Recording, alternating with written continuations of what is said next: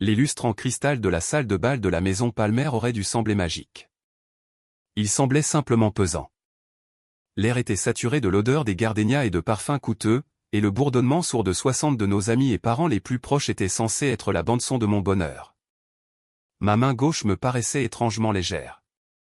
J'avais retiré ma nouvelle bague de fiançailles pour éviter que de la garniture de pâtisserie ne se loge dans la monture, et son absence était une petite démangeaison persistante. Daniel était à l'autre bout de la pièce, riant avec un groupe de ses copains d'université, les bras passés autour de l'épaule de son père.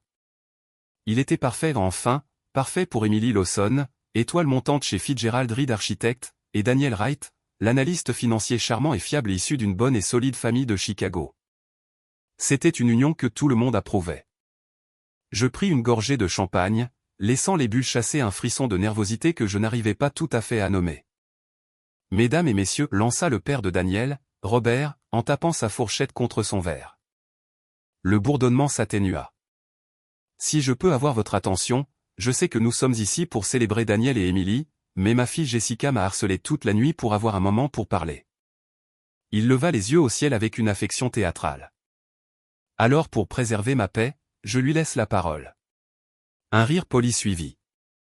Jessica, la sœur aînée de Daniel de 5 ans, se leva, lissant sa robe fourreau.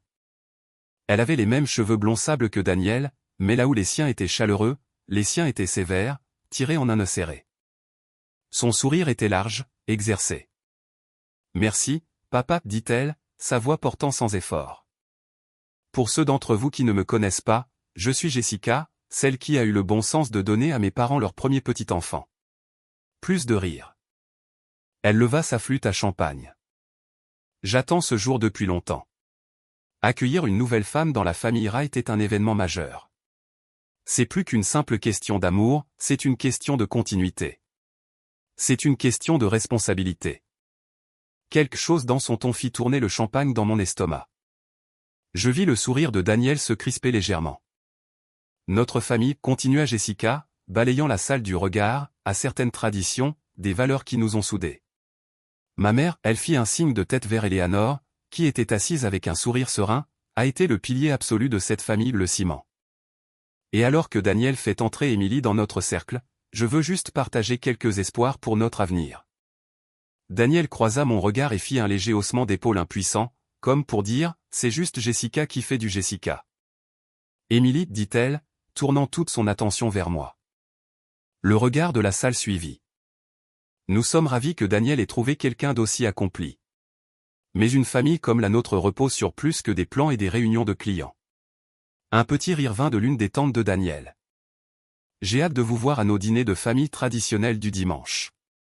Maman aurait bien besoin d'aide en cuisine. Ces recettes sont un rite de passage. Et bien sûr, reprendre la gestion des comptes du ménage pour maman et papa sera un tel poids en moins sur leurs épaules. C'est ainsi que nous apprenons tous les rouages. Vous savez, les petites choses, se souvenir de l'emploi du temps de golf de papa, s'assurer que les déjeuners de charité de maman sont inscrits au calendrier familial, être la personne de référence pour les communications familiales. Ce sont ces actes de service qui nous lient véritablement. La salle était maintenant plongée dans un silence absolu. Le tintement d'une fourchette quelque part résonna comme un fracas. Je sentis une bouffée de chaleur monter dans mon cou. Ce n'était pas un toast, c'était une description de poste, une proclamation publique et non négociable de ma subordination. Daniel fixait son assiette. Il ne me regardait pas. Jessica leva son verre plus haut. Alors, voici à Emily. Puissiez-vous embrasser le rôle magnifique et gratifiant d'être le cœur de la famille Wright, tout comme notre mère l'a été. Nous avons hâte de vous voir pleinement intégrée. Elle prit une gorgée. Quelques bravos éparpillés et incertains suivirent. La plupart des gens semblaient simplement stupéfaits ou embarrassés. Tout le sang qui était monté à mon visage se mua en un œuf froid et dur dans ma poitrine. La chaleur de la pièce s'évanouit. Je posai ma flûte à champagne sur la table avec un clic précis et silencieux qui résonna à mes propres oreilles. Je me levai. Mes jambes semblaient solides, cela me surprit.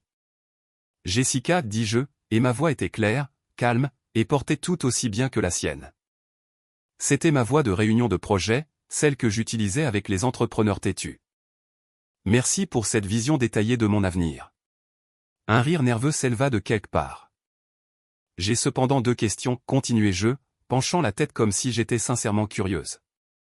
Premièrement, ces tâches spécifiques, la comptabilité, le service en cuisine, les tâches d'assistante personnelle pour tes parents sont-elles des traditions documentées de la famille Wright, ou sont-elles plutôt des attentes personnelles de ta part? L'air quitta la pièce. Le sourire de Jessica se figea, puis se craquela sur les bords. C'est ainsi que notre famille fonctionne.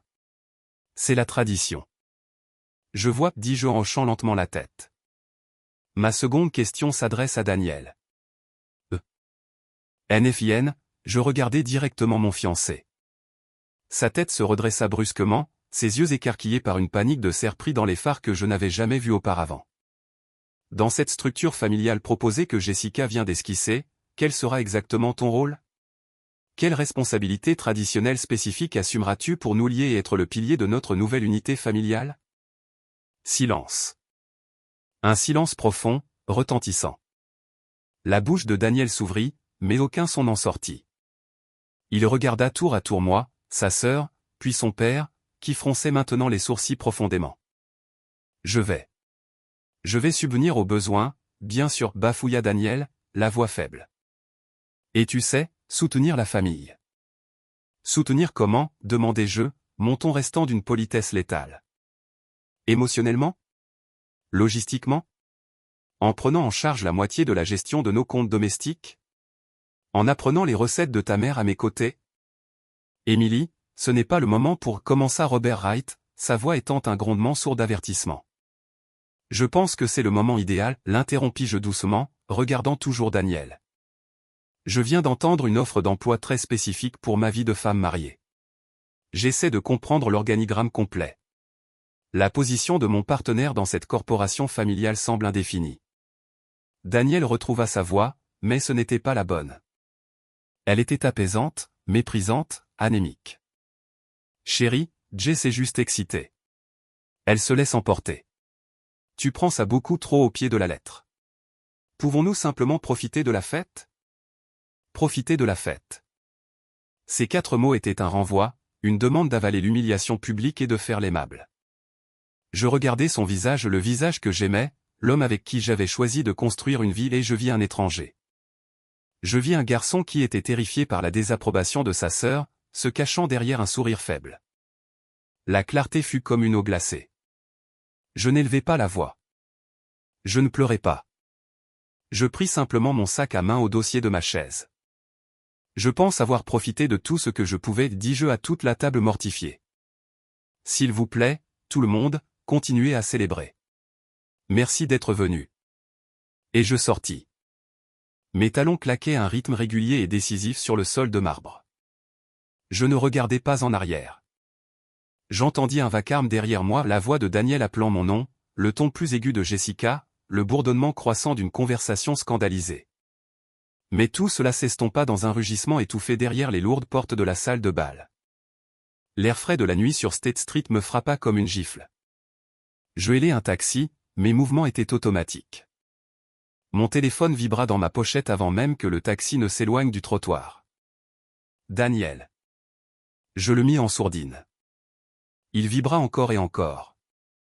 Je fixai par la fenêtre le flou des lumières de la ville, les mots de Jessica tournant en boucle dans ma tête, le cœur de la famille, acte de service, intégré. Le trajet en taxi fut un flou. Mon appartement, celui que je possédais depuis 3 ans avant même que Daniel n'y passe une nuit, me sembla être un sanctuaire. Je me débarrassai de la coûteuse robe lavande, une couleur que la mère de Daniel avait suggérée, et enfilai un vieux sweatshirt de Northwestern. Mon téléphone s'était allumé avec cet appel manqué et une série de SMS. Daniel, 21h47, Émilie, allez. Où es-tu parti? Daniel, 21h49, tu as vraiment embarrassé ma famille là-bas. Daniel, 21h53, appelle-moi. Nous devons parler. Jessica se sent terriblement mal. Daniel, 21h55, tu sais comment elle est. Elle ne pensait pas à mal. Daniel, 22h01, c'est puéril. Reviens ou au moins réponds à ton téléphone. Je ne ressentais pas encore de colère.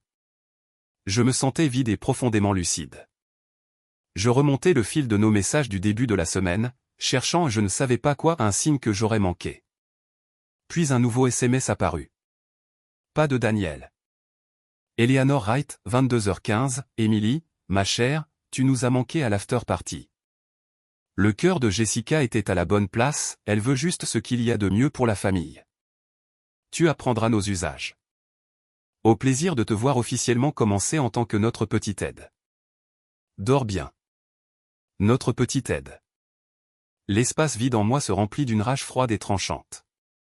C'était tellement condescendant, si assuré, comme si mon départ était un hoquet mineur, un incident temporaire dans mon inévitable assimilation. Je ne répondis pas. À la place, j'ouvris l'application Notes de mon téléphone. Je tapais un seul titre, point de conflit financier. Mon esprit, formé à résoudre des problèmes structurels, passa à une autre vitesse. L'émotion fut reléguée dans un compartiment bouillonnant, seul les faits comptaient. L'apport personnel. La maison de ville de Lincoln Park. Mon rêve. Nous l'avions trouvé ensemble. Le prix demandé était élevé. Mes économies de 6 ans d'heures brutales au cabinet de $120 000 couvraient l'apport de 20% et plus encore. Daniel avait contribué à hauteur de $2500, une combinaison d'un cadeau d'anniversaire de ses parents et de quelques-unes de ses propres économies. Laisse-moi au moins avoir l'impression de contribuer, avait-il dit avec ce sourire charmant. Le titre de propriété que nous étions allés signer ensemble, cela avait été un tourbillon. L'avocat, un vieil ami de Robert, parlait si vite. J'étais tellement concentré sur le chiffre final, sur l'excitation de la chose. Avais-je lu chaque ligne? J'avais vu nos deux noms. J'avais supposé qu'il s'agissait d'une copropriété. L'était-ce? Un doute écœurant se dénoua dans mes tripes. Le fonds de mariage. Mes parents étaient décédés il y a des années. Mon héritage, géré avec soin, était mon filet de sécurité et mon fonds de mariage. J'avais déjà versé des acomptes pour le lieu, le photographe, l'orchestre, tous des prestataires subtilement suggérés par Eleanor Wright.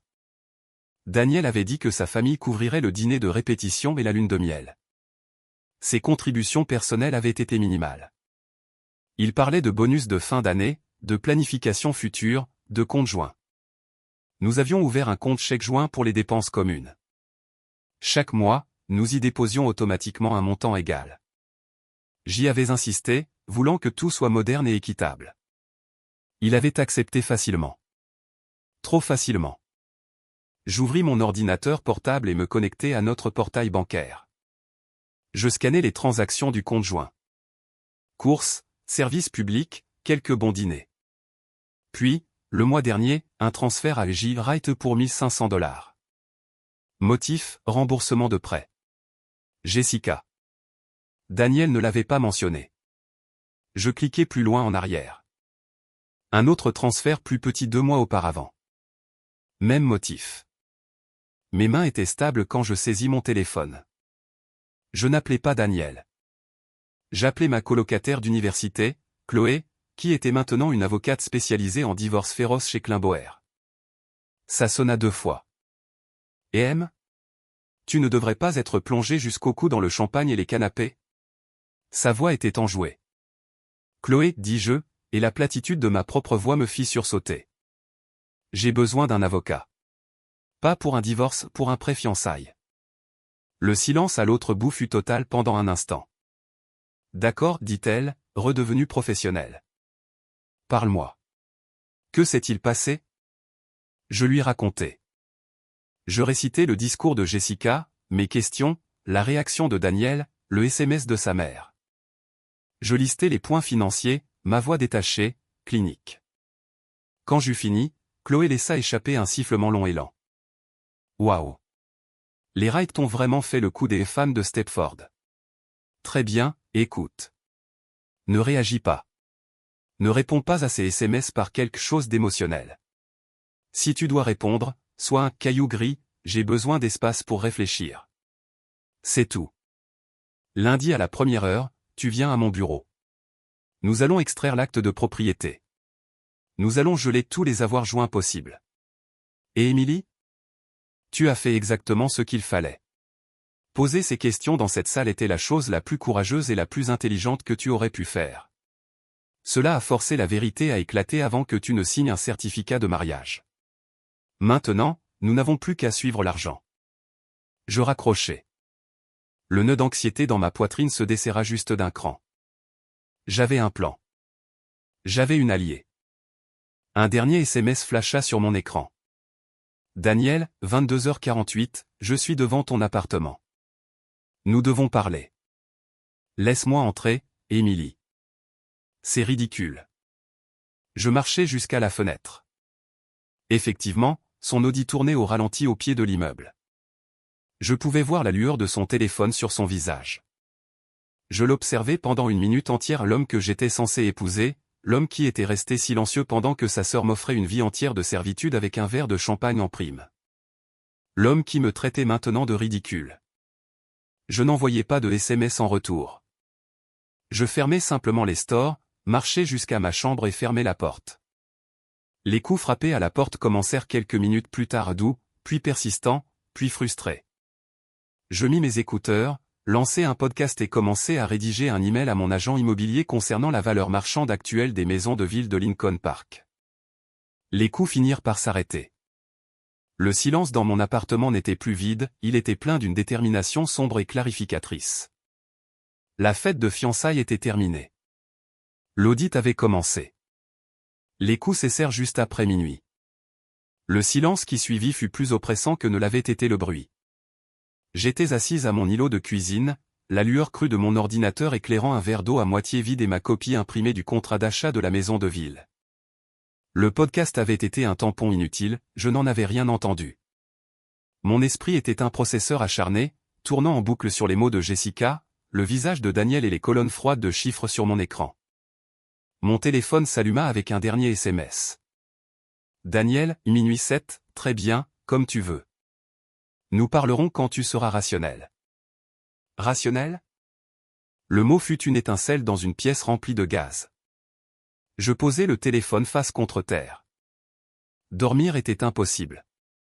À 6 heures du matin, douché et vêtu d'un jean et d'un pull, je préparais du café quand une clé tourna dans la serrure de la porte de mon appartement. Tout mon corps se figea. Il avait toujours une clé. Bien sûr qu'il l'avait. Nous n'avions jamais discuté du fait qu'il la rende.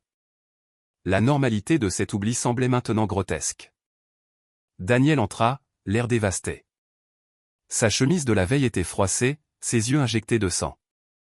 Il tenait un plateau en carton avec 2 cafés de notre endroit habituel. Le geste familier, cette tentative de normalité, me souleva le cœur. « dit-il, la voix rauque. Je t'ai apporté un latte. Lait écrémé, dose supplémentaire. S'il te plaît, pouvons-nous juste parler? Il posa les cafés sur l'îlot, en poussant un vers moi. Je n'y touchai pas. Tu es entré de toi-même, déclarai-je, la voix plate. J'habite toujours ici, Émilie. La moitié de mes affaires est ici. Il passa une main dans ses cheveux. Écoute, à propos d'hier soir. Jésus, quel désastre. Je suis tellement désolé pour Jessica. Elle a ses idées en tête sur la façon dont les choses devraient être et elle déverse tout sur tout le monde. Elle se sent terriblement mal. Je m'appuyai contre le comptoir, croisant les bras. Vraiment? Oui. Elle m'a appelé en pleurant après ton départ. Elle a dit qu'elle essayait juste de t'accueillir, d'exprimer à quel point la famille valorise la cohésion. La cohésion, répétai-je. C'est comme ça qu'on appelle ça? Sa liste publique de mes futurs devoirs domestiques. Elle ne pensait pas ça comme une liste. Daniel soupira, l'exaspération perçant dans son ton. C'est juste sa façon d'être. C'est sa vision de la famille. Ma mère fait tout ça, et Jess pense que c'est comme un lien sacré. Elle essayait de t'y inclure. En annonçant à tous nos proches que je ferais la comptabilité de tes parents et que je serais la secrétaire sociale de ton père? Savais-tu qu'elle allait faire ça? Bien sûr que non, dit-il, mais ses yeux fuirent une fraction de seconde. C'était autant une surprise pour moi que pour toi. Vraiment, demandai-je doucement. Qu'est-ce que j'étais censé faire, explosa-t-il en levant les mains. Déclencher une dispute avec ma sœur au milieu de notre fête de fiançailles? L'humilier devant toute la famille. L'ironie était si épaisse qu'elle étouffait l'air de la pièce. Alors, il valait mieux la laisser m'humilier, moi. Elle ne t'humiliait pas. Mon Dieu, Émilie, tu es tellement sensible sur ces sujets. Tu dois toujours tout transformer en manifeste féministe. C'était un toast mal formulé et trop enthousiaste. Je le fixais et l'homme avec qui j'avais partagé mon lit pendant 2 ans. L'homme qui avait loué mon ambition, qui avait dit aimer mon tempérament de feu. Maintenant, mon feu se résumait à être sensible, à transformer les choses en un manifeste féministe. Soyons clairs, dis-je, ma voix dangereusement calme. Tu penses que ces attentes que je travaille à plein temps comme architecte tout en devenant la gestionnaire domestique non rémunérée de tes parents ne sont qu'un toast mal formulé. C'est ta position officielle? Il se dégonfla, s'appuyant sur l'îlot. Des compromis, dis-je. D'accord, faisons un compromis. Si je gère le calendrier et les factures de tes parents, tu géreras les affaires de mes parents. Oh, attends, je ne peux pas. Ils sont morts. Alors peut-être que tu peux reprendre l'entretien et la planification de mon portefeuille de propriété d'investissement à la place. Cela semble être un échange équitable pour le travail émotionnel consistant à se souvenir des heures de départ de golf de ton père. Ce n'est pas juste et tu le sais, marmonna-t-il. Pourquoi? Parce que c'est un vrai travail avec de réelles conséquences financières? Parce que ce n'est pas du travail de femme. Arrête de déformer mes propos, trancha-t-il. C'est juste différent. Dans ma famille, les femmes s'occupent de la sphère domestique. C'est comme ça que ça a toujours été. Ça fonctionne pour eux. Et quelle est, demandai-je, la question que j'avais posée dans la salle de bal atterrissant maintenant dans l'espace froid et intime de ma cuisine, le rôle de l'homme dans cette sphère domestique? De quoi t'occuperas-tu, Daniel? Spécifiquement. Il resta silencieux un long moment. Je serai celui qui subit au besoin, dit-il finalement, mais cela sonnait creux, répété. Nous subvenons tous les deux aux besoins. Financièrement, de manière égale. Plus que de manière égale, si l'on regarde l'apport pour notre maison. Je laissais cela planer. Alors encore une fois, quelle responsabilité spécifique et tangible dans la gestion de notre foyer et des affaires de ta famille prendras-tu pour être un partenaire égal? Son visage se durcit. Je ne vais pas rester assis ici à me faire interroger avec une liste de corvées. Émilie, ce n'est pas une fusion d'entreprises. C'est un mariage, une famille. On se soutient mutuellement. On ne compte pas les points. Il n'y a pas d'équipe, cria-t-il, son sang-froid finissant par voler en éclats. Ce n'est pas toi contre ma famille. Pourquoi dois-tu tout rendre si binaire? Ne peux-tu pas simplement essayer pour moi? Ne peux-tu pas simplement accepter une partie de tout cela pour faciliter les choses? Les dîners du dimanche ne sont pas la fin du monde. Aider ma mère avec ses feuilles de calcul quelques heures par mois, ce n'est pas de l'esclavage. C'était là. Le cœur du problème. Accepter. Lui faciliter les choses. Mon fait d'aider essayer, mes compromis, le fait d'avaler ma dignité, c'était le prix d'entrée dans sa vie. La clarté était si brutale qu'elle en était presque apaisante. J'ai une question, dis-je, ma voix étant désormais dénuée de toute émotion. Le changement de sujet le déstabilisa. Il s'y a. Quoi? Pourquoi parles-tu de ça maintenant? Quel rapport avec tout cela? Réponds juste à la question, Daniel. Quand nous avons signé dans le bureau de l'ami de ton père, que dit l'acte? Il changea de posture, mal à l'aise. Toujours, dis-je simplement. Qu'en est-il des transferts de notre compte joint vers Jessica? Les 1500 $ le mois dernier. Celui d'avant. Remboursement de prêt. Tu n'as jamais mentionné que tu lui avais prêté de l'argent. Son visage pâlit, puis s'empourpra. Tu fouilles dans notre compte? Sérieusement? C'était privé. C'était des affaires de famille. Elle était dans l'embarras. C'est ma sœur. Et tu l'aides avec notre argent comme un sans me consulter? Ce n'est pas notre argent tant que nous ne sommes pas mariés, techniquement, rétorqua-t-il, une défense juridique désespérée prenant le dessus. Et c'était ma contribution au compte. Je peux en faire ce que je veux. Ainsi, ton apport de 2500 $ et tes contributions mensuelles sont à toi pour les dépenser pour les embarras de ta famille. Mais mon investissement financier bien plus important dans notre avenir est quoi? Une propriété communautaire à gérer selon les directives de ta sœur? Tu es incroyable, murmura-t-il en secouant la tête. Hier soir, c'était ma sœur qui avait une grande gueule, et maintenant tu essaies de me transformer en une sorte de prédateur financier. Tu es paranoïaque. Mon téléphone vibra sur le comptoir. Une alerte de calendrier, 11h réunion avec Chloé au bureau Klimboer. Daniel le vit. Ses yeux se plissèrent. Chloé? Tu vois ton amie avocate à notre sujet? Tu plaisantes? J'ai besoin de comprendre ma position juridique, dis-je en ramassant mon téléphone et mon sac. Puisque mon avenir semble être sujet à négociation par un comité, je ferais mieux de savoir ce que j'apporte à la table. Ta position juridique, répéta-t-il, atterré. Nous sommes fiancés. Nous sommes censés planifier un mariage. Tu parles à un avocat? Tu as refusé un contrat de mariage. Daniel, dis-je en me dirigeant vers la porte. Tu as dit que l'amour n'avait pas besoin de contrat. Il semble que tu te sois trompé. L'amour n'en a peut-être pas besoin, mais les traditions de ta famille en ont certainement besoin. Je reviendrai plus tard. J'aimerais que tu sois parti, et j'aimerais ma clé sur le comptoir. Tu me mets dehors pour ça? Je demande de l'espace et ma clé. Ou sinon, défia-t-il, un éclair du vieux Daniel confiant perçant à travers la panique. J'ouvris la porte et le regardai, debout dans la cuisine de la maison que j'avais achetée avant de le connaître, entouré de la vie que j'avais construite. Ou sinon je ferai changer les serrures aujourd'hui même, et j'appellerai l'ami de ton père, l'avocat immobilier, pour demander une révision très spécifique et très urgente de notre titre de propriété. À toi de choisir. Je n'attendis pas de réponse. Je refermai la porte derrière moi. Le clic du loquet fut un son définitif et satisfaisant. Le trajet jusqu'au bureau de Chloé en centre-ville fut un flou de ciel gris de novembre et de résolution d'acier. Le sentiment de vide avait disparu, totalement remplacé par une colère focalisée et électrique. Le bureau d'angle de Chloé n'était que lignes épurées et vue panoramique sur la rivière Chicago. Elle se leva à mon entrée, se passant de salutations. D'accord, parle.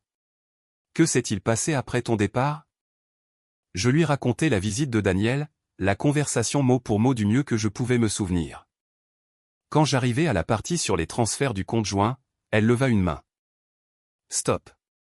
Il a dit, ce n'est pas notre argent tant que nous ne sommes pas mariés? Elle laissa échapper un petit rire sec. Oh, c'est charmant. Juridiquement inexact, mais charmant. Elle commença à taper furieusement sur son clavier. Donne-moi les dates approximatives et les montants de ces transferts. Et le nom sur le compte est juste J. Wright? Oui. Un le mois dernier vers le 15. Un autre de $800 environ 6 semaines avant cela. Elle acquiesça, prenant des notes. Très bien. Première chose à l'ordre du jour, l'acte. Elle tourna son écran vers moi. Elle avait déjà ouvert la base de données du registre des actes du comté de Cook. Tu m'as donné l'adresse. Voyons ce que ce cher monsieur Henderson, ami des Wright, a déposé. Mon cœur martelait mes côtes pendant qu'elle cherchait. Il était là. Le registre de propriété. Non.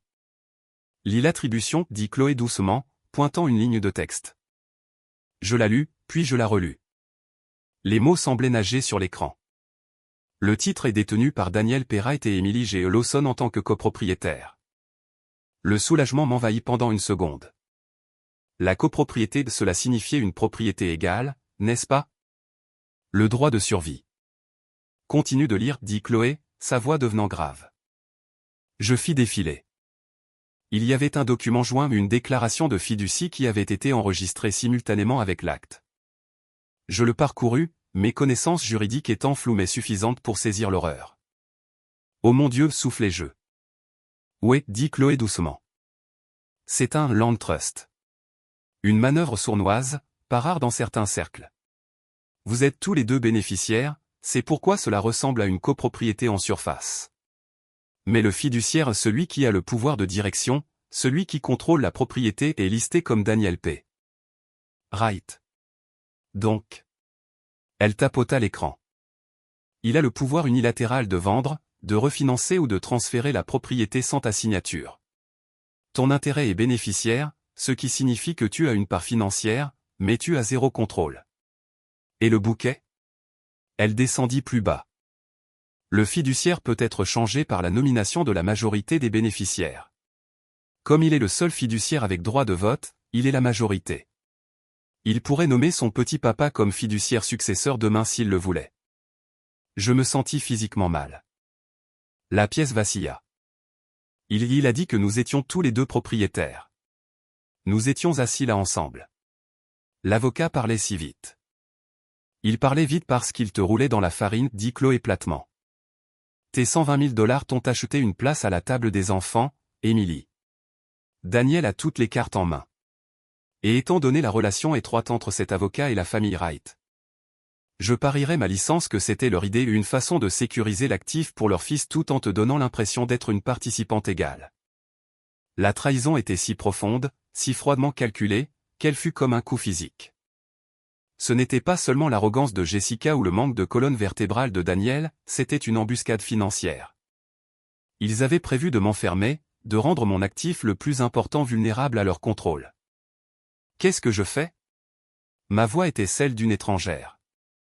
D'abord, tu respires, dit Chloé, son ton passant à celui d'un général de camp. Ensuite, nous nous battons. C'est passible de poursuite. C'est un dol incident. Tu as contribué à la majeure partie de l'apport en te fondant sur la représentation d'une propriété égale. Nous envoyons une mise en demeure aujourd'hui à Daniel, à l'avocat et à la société de titres, exposant notre intention de poursuivre pour fraude et pour une fiducie constructoire. Nous exigeons qu'il renonce immédiatement à ses droits par un acte de cession en faveur d'une véritable copropriété avec droit de survie avec toi en tant que cofiduciaire, où nous déposons plainte et demandons non seulement le changement de titre mais aussi des dommages et intérêts. Nous gelons également ce compte joint. Maintenant. Elle fit glisser un bloc-notes vers moi. Écris tes identifiants de banque en ligne. Je vais demander à mon clerc, qui est aussi notaire, de te voir signer une procuration limitée pour que je puisse agir en ton nom. Nous avançons vite, et nous frappons fort. J'écrivis, ma main ferme malgré le tremblement de mon âme. Et pour le mariage? Les acomptes? Tout s'arrête. Aujourd'hui. Tu appelles chaque prestataire, invoques des circonstances imprévues et demandes les politiques d'annulation. Pour certains, tu devras assumer les frais, considère cela comme une leçon bon marché par rapport à ce que tu as failli perdre. Elle me regarda, les yeux ardents. Émilie, écoute-moi. Ce n'est pas un désaccord sur les dîners du dimanche. C'est une tentative systémique de te démunir financièrement, socialement, personnellement. Le discours était le manifeste. La fiducie est le mécanisme d'exécution. Mon téléphone vibra encore et encore dans mon sac. Je n'avais pas besoin de regarder pour savoir que c'était Daniel. La série des 30 appels avait commencé. Ne réponds pas, ordonna Chloé. Je pris une profonde inspiration tremblante. Le dernier vestige de la femme qui avait enfilé une robe lavande la veille s'évapora. D'accord, dis-je. Fais-le. Alors que Chloé commençait à dicter des instructions à son clerc, mon téléphone s'alluma sur la table. Un nouveau SMS, pas de Daniel. Eleanor Wright, 11h47, Émilie, ma chère, Daniel a le cœur brisé. Nous sommes tous si inquiets. Cette bêtise a duré assez longtemps. Viens dîner ce soir. Nous allons tout arranger. Jessica veut s'excuser. 19h. Ne sois pas en retard. Je le montrai à Chloé. Elle eut un sourire narquois, un sourire de prédateur. Oh, bien. Ils ont convoqué le tribunal. Tu veux t'amuser un peu? Que veux-tu dire? Va au dîner, dit-elle, les yeux brillants. Ne dis pas un mot sur la fiducie. Ne me mentionne pas, ni la lettre. Écoute simplement. Laisse-les parler. Enregistre tout sur ton téléphone. Dans cet état, le consentement d'une seule partie est tout ce dont tu as besoin. Amène-les à réitérer leurs attentes. Fais en sorte que Daniel confirme sur bande qu'il était au courant de la structure de la fiducie. C'est des munitions. Cela semblait dangereux. Cela semblait nécessaire. Qu'est-ce que je devrais porter, demandai-je, la voix sèche. Chloé rit. Porte une armure, ma belle. Une armure invisible. Et envoie-moi le fichier audio quand tu rentreras. La maison de la famille Wright à Winnetka était un monument à la richesse discrète. On s'y sentait moins dans un foyer que sur un plateau de tournage pour un drame sur des gens riches se comportant mal. Je garai ma voiture, l'application de mémo vocal de mon téléphone enregistrant déjà dans mon sac. Les mots de Chloé résonnaient, armure invisible. Eleanor ouvrit la porte avant même que je ne puisse sonner. Son sourire était une ligne mince et serrée. Émilie, si contente que tu aies décidé de te joindre à nous. Nous étions inquiets pour toi. Son ton suggérait que j'étais une enfant turbulente. Merci de m'avoir invité, Eleanor, dis-je, ma voix neutre. La salle à manger était formelle. Jessica et Robert étaient déjà assis. Daniel était assis à l'autre bout, regardant sa serviette. Il ne croisa pas mon regard. Une chaise vide m'attendait entre Jessica et Eleanor, un siège sur la ligne de front. Nous nous servirons nous-mêmes, annonça Eleanor, désignant les plats de poulet rôti et de légumes. Style familial. Plus intime. Dès que je fus assise, Jessica se lança, ses excuses répétées et dégoulinantes de condescendance. Émilie, à propos d'hier soir. Je pense que tu as mal interprété mon enthousiasme. Je veux seulement que tu te sentes incluse. Les choses que j'ai mentionnées, ce ne sont pas des corvées, ce sont des privilèges. Les femmes de notre famille ont toujours été les gardiennes du cœur de notre foyer. Je pris une petite portion de poulet. Je vois. Et Daniel, de quoi les hommes de votre famille sont-ils les gardiens? Robert s'éclaircit la gorge, un bruit d'avertissement sourd. Les hommes apportent la stabilité, la sécurité. Nous construisons les fondations pour que le cœur puisse s'épanouir. Il dit cela comme s'il citait une mauvaise déclaration de mission d'entreprise. Fascinant, dis-je, gardant les yeux sur mon assiette. Une division du travail très spécialisée. Daniel, as-tu l'impression de construire une fondation stable pour nous? Daniel tressaillit. Pouvons-nous ne pas faire ça maintenant? Mangeons simplement. Oh, mais je suis sincèrement curieuse, insistai-je, mon ton léger. Étant donné que j'ai construit ma propre fondation financière, l'apport pour notre maison, par exemple, quel genre de stabilité fournis-tu qui soit différent de la mienne? L'air se figea. La fourchette de Jessica tinta contre son assiette. Cette maison est notre avenir, Daniel, dit-il, me regardant enfin, les yeux implorants. C'est la nôtre. Pourquoi ramènes-tu l'argent sur le tapis? Parce qu'hier soir Jessica a ramené le travail sur le tapis. J'essaie juste de comprendre le modèle économique complet de ce mariage. Mon capital, mon travail, votre stabilité symbolique, votre attitude est le problème, coupa Jessica, perdant son sang-froid. Ce mariage basé sur une pensée transactionnelle n'est pas un contrat commercial, n'est-ce pas? Demandai-je, levant enfin les yeux pour rencontrer son regard. Vous avez présenté une liste de mes devoirs. Cela ressemble à une description de poste. Je pose des questions sur la rémunération, les avantages sociaux et le rôle de ma partenaire. Cela semble logique.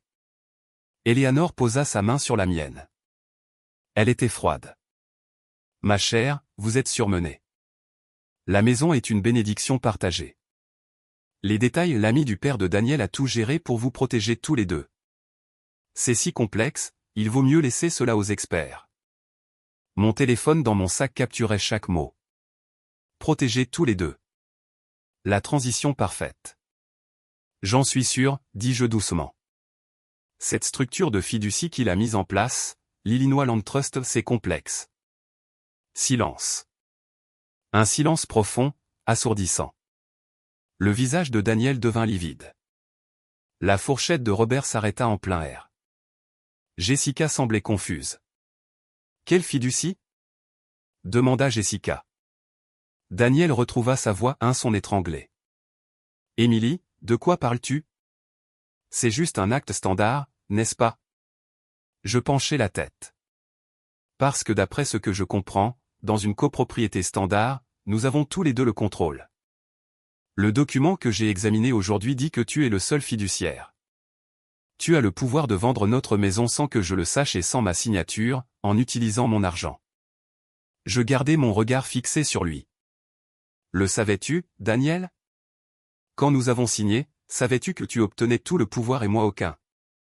Écoutez maintenant, commença Robert d'une voix tonitruante.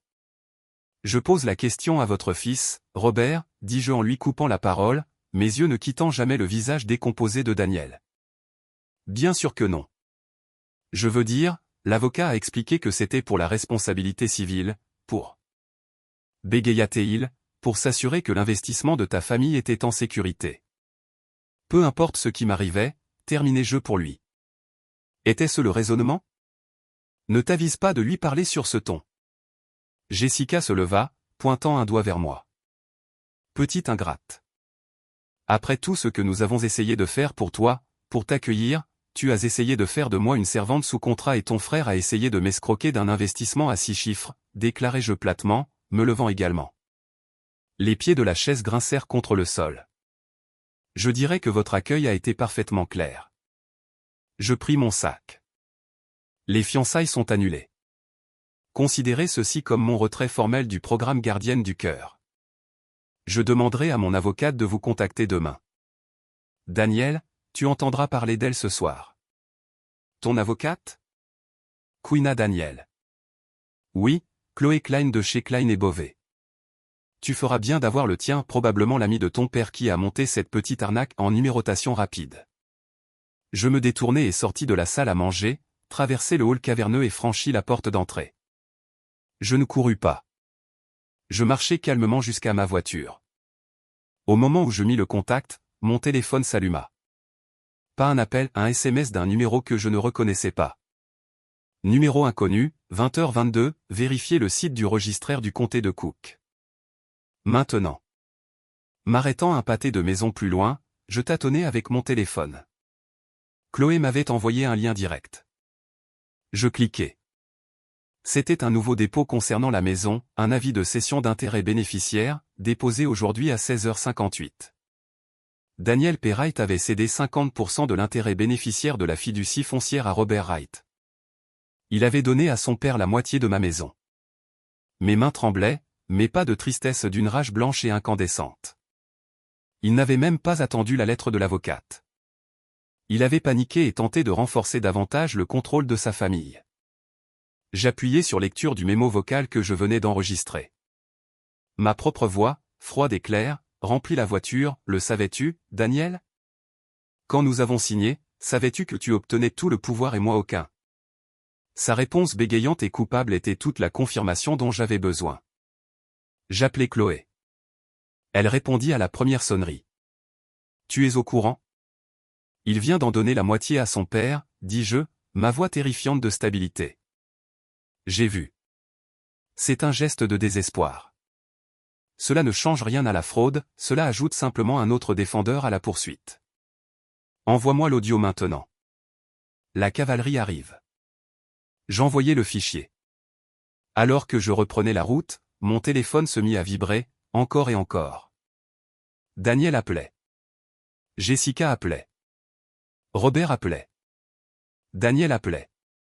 Eleanor appelait. Je le mis en sourdine. L'écran clignota à plusieurs reprises, une lumière stroboscopique de leur panique dans la voiture sombre. 30 appels, peut-être plus. Ils pouvaient appeler toute la nuit, j'avais fini d'écouter. Le bureau de Chloé sentait le café et le papier imprimé au laser. D'accord, ils ont déclaré la guerre avec ce dépôt de cession. Maintenant, nous ripostons. Elle fit glisser un document sur le bureau poli. C'est la lettre de mise en demeure. Elle s'adresse à Daniel, Robert et à ce vaurien d'avocat, Henderson. Elle expose la fraude, cite les preuves audio de la connaissance de Daniel et leur donne 48 heures pour rétrocéder la propriété en copropriété réelle avec toi comme cofiduciaire. Tout manquement entraînera le dépôt d'une plainte pour fraude, fiducie présumée et infliction intentionnelle de détresse émotionnelle. Nous exigeons également la restitution complète de chaque centime que tu as mis dans cette maison, plus des dommages-intérêts. Je parcourus le jargon juridique. C'était brutal, précis et magnifique. Et pour le compte joint? Je l'ai ce matin. Ta procuration a été acceptée. Son dépôt mensuel de $1200 est arrivé ce matin, et il est bloqué. Il s'en rendra compte quand sa carte sera refusée au déjeuner. Un petit sourire vicieux joua sur ses lèvres. Maintenant, la partie amusante, les réseaux sociaux. Chloé, je ne veux pas me lancer dans une guerre de publication avec Jessica. Pas une guerre, une détonation contrôlée. Tu ne publies rien, mais tu dois contrôler le récit avant qu'elle ne te dépeigne comme une hystérique chercheuse d'or. J'ai un ami à la section style de vie du Tribune. Ils adoraient une histoire de mariée moderne qui annule son mariage à cause d'une exigence familiale archaïque. Anonyme, mais avec assez de détails pour que n'importe qui dans votre entourage sache que c'est vous. Cela cadre l'histoire à votre façon dès le départ. Hésitante, je trouvais cela radical. Est-ce nécessaire? Émilie, il a donné ta maison à son papa. Il joue pour de vrai. Nous avons besoin de pression publique. Cela rend un règlement selon nos termes beaucoup plus attrayant pour eux. Son téléphone vibra. Elle y jeta un œil. En parlant du loup. C'est le bureau d'Henderson. Tu veux écouter? Elle mit le haut-parleur. Chloé Klein. Madame Klein, ici Martin Henderson. J'appelle au sujet de votre lettre plutôt incendiaire à la famille Wright. Je n'en doute pas, Martin. Ma cliente a une demande simple, annuler la fraude. Fraude est un mot fort et diffamatoire. Mes clients ont agi de bonne foi pour protéger les deux parties dans un achat d'actifs complexe. La fiducie foncière est un véhicule courant pour la protection contre la responsabilité. Le malentendu de votre cliente ne constitue pas une fraude. Je vis les yeux de Chloé se durcir. Malentendu? Votre client, Daniel Wright, sur une ligne enregistrée, a admis ne pas comprendre pleinement les termes de la fiducie, bien qu'elle lui accorde le contrôle exclusif d'un actif financé principalement par ma cliente. C'est une fraude par incitation. Puis, confronté, il a tenté d'aliéner davantage son intérêt en le cédant à son père. C'est un détournement de fonds. Nous avons l'enregistrement, Martin. Nous avons les documents. Nous gagnerons. Et quand ce sera fait, nous réclamerons les frais juridiques à votre cabinet pour votre rôle dans cette entreprise de bonne foi. Il y eut un long silence à l'autre bout. Un enregistrement? Oui, d'une conversation au dîner hier soir. État à consentement unique, Martin. Parfaitement admissible. Voudriez-vous que je vous joue la partie où votre client bafouille ses non-explications? Son ton changea, devenant plus mielleux, plus conciliant. Madame Klein, nous pouvons sûrement résoudre cela sans traîner ces respectables familles dans la boue. Mes clients sont prêts à racheter l'intérêt bénéficiaire de Madame Lawson au montant de sa contribution initiale $120 000, une séparation nette. Je ressentis une vague de nausée. Ils voulaient me rendre mon argent initial et garder la propriété, la plus-value, tout. Chloé rit un son court et tranchant. Pas question. La demande tient toujours. Correction complète du titre. 48 heures. Le compte à rebours a commencé il y a 1 heure. Elle raccrocha et me regarda. Ils ont peur. L'enregistrement change tout. Maintenant, ils vont essayer de me contourner. Ils t'appelleront. Ils supplieront. Ils menaceront. Tu dis un mot, parlez à mon avocate. Puis tu raccroches. Compris? Mon téléphone vibra dans ma main. Daniel. Je montrai l'écran à Chloé. Fais-le, murmura-t-elle. Je répondis, mettant le haut-parleur. Parlez à mon avocate. Daniel? Émilie, attends. S'il te plaît, écoute. Sa voix était éraillée, paniquée. Tu ne peux pas faire ça. Tu as enregistré ma famille lors d'un dîner privé? C'est malade. Parlez à mon avocate, répétai-je, ma voix monotone. Mon père parle de te poursuivre pour diffamation. Henderson dit que tu n'as aucun dossier. Ils vont te ruiner. Tu ne travailleras plus jamais dans cette ville.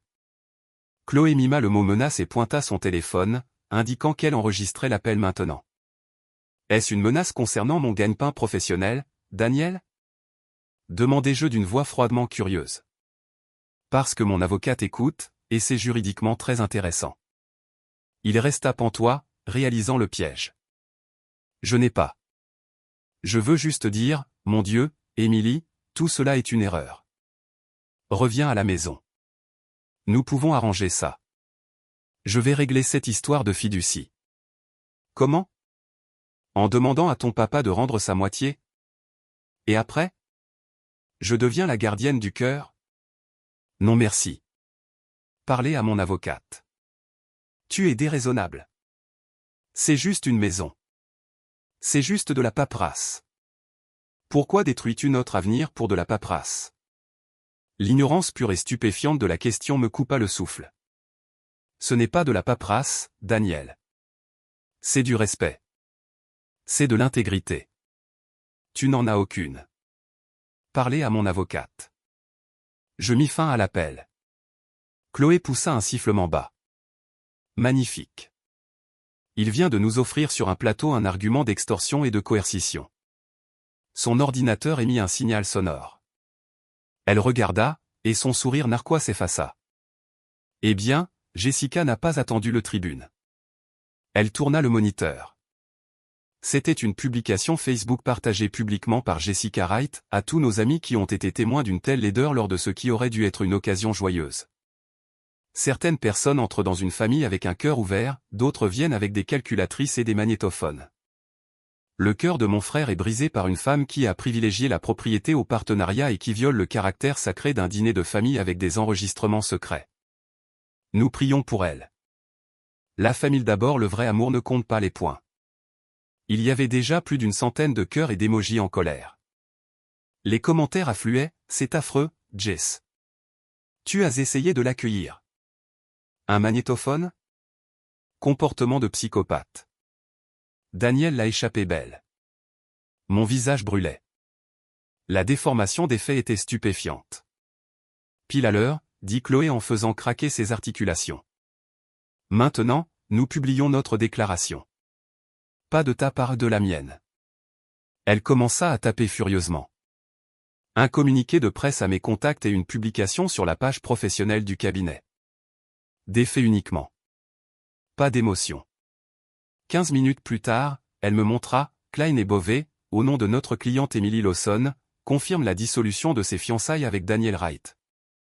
Cette décision fait suite à la découverte de graves fausses déclarations financières faites par M. Wright concernant l'achat d'une propriété conjointe, pour laquelle Mme Lawson a fourni la majorité du capital mais s'est vue refuser tout droit de contrôle ou de propriété. De plus, après avoir été confronté, M. Wright a tenté d'aliéner unilatéralement la propriété. Mme Lawson a déposé des demandes formelles de restitution. Il s'agit d'une simple affaire de fraude financière et de manquement aux devoirs fiduciaires. Nous disposons de preuves concluantes, y compris des aveux enregistrés, pour soutenir nos affirmations. Nous ne jugerons pas cette affaire sur les réseaux sociaux, mais nous rétablirons la vérité lorsqu'elle sera diffamée par des parties intéressées. Toute demande ultérieure doit être adressée à ce bureau. C'est parfait, murmurai-je. Rien que des faits. Cela les faisait passer pour des escrocs. Ce sera dans le condensé Crains Business demain. Leur cercle se soucie plus de cela que de Facebook, dit Chloé. Maintenant, rentre chez toi. Déconnecte. Laisse-les s'agiter dans la tempête que nous venons de déclencher. Je retournai à mon appartement, l'esprit en ébullition. En entrant, mon téléphone fixe sonnait, le téléphone résidentiel que je n'utilisais jamais. Je le fixai. Seules quelques personnes avaient ce numéro, mes parents, aujourd'hui disparus, et la famille de Daniel. Je décrochai sans rien dire. Émilie? C'était Éléanore. Sa voix était tendue, dépouillée de son ton mielleux habituel. Cela a assez duré. Vous allez arrêter ça. Vous allez retirer ces mensonges de votre avocate, et vous allez régler cela discrètement. Nous sommes prêts à vous offrir 150 000 $ plus que ce que vous avez investi. Mais vous signez une clause de confidentialité. Vous disparaissez. Vous ne reparlez plus jamais de ma famille. Je ressentis un calme terrifiant. Ou quoi, Éléanore? Votre fils a déjà menacé ma carrière. Quelle est votre version? Vous allez me mettre sur liste noire au country club? Gâcher ma réputation auprès de votre conseil d'administration caritatif? Une brusque inspiration. Espèce de sotte. Vous n'avez aucune idée de ce à quoi vous vous attaquez. Nous avons bâti cette ville. Votre petite avocate ne pourra pas vous protéger des conséquences d'avoir calomnié notre nom. Ce n'est pas de la calomnie si c'est vrai, dis-je doucement. Et j'enregistre cet appel aussi. Alors, merci pour la preuve. Parlez à mon avocate. Je raccrochai. L'armure invisible dont Chloé avait parlé se transformait en acier. Ce n'était pas une famille, c'était un syndicat, et je venais de déclarer la saison de chasse ouverte sur leurs opérations. La tempête frappa à 9 h le lendemain matin. Mon téléphone, réglé sur ne pas déranger sauf pour le numéro de Chloé, vibrait toujours comme un frelon piégé par les notifications, mentions Facebook, messages Instagram, courriel de vagues connaissances. L'article du Tribune était en ligne, et le communiqué de presse clinique de Chloé avait été repris par Crain's Chicago Business. Le récit passait de la mariée délaissée à la fraude financière présumée. Ma boîte de réception personnelle contenait un nouveau message avec pour objet « Urgent pour vos yeux seulement ». L'expéditeur était un service crypté que je ne reconnaissais pas. Mon pouce accéléra. Je l'ouvris. « Émilie, vous ne me connaissez pas, mais je travaille avec Daniel chez Gibson Finch. Je ne peux plus me taire.